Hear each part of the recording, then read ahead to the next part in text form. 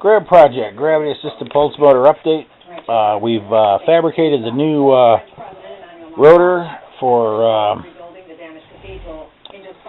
the pulse motor to drive the unbalanced flywheel that will replace the pendulum. 2x2 neodymium magnets. There'll be 4 of them, and the magnetic strength is really considerable.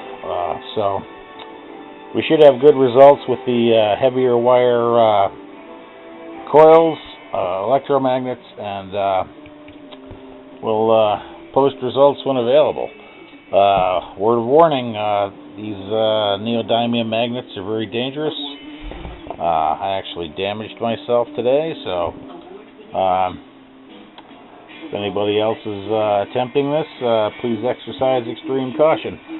Let's see, what else? Oh yeah, the magnetic flux was so dense that I had to fabricate individual caps for each magnet because it just wasn't possible to assemble the rotor without securing each magnet in place with its own individual cap or holding system. And then I just for additional good measure stuck heavy duty zip ties around each magnet. So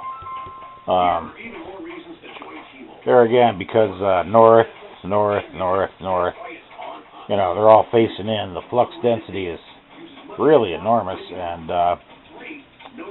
I would not try this with any larger magnet on such a small diameter rotor. This seems to be about the limit, well, at least for me anyways. So thanks for watching. Enjoy the day. I'll post results when available. Cheers.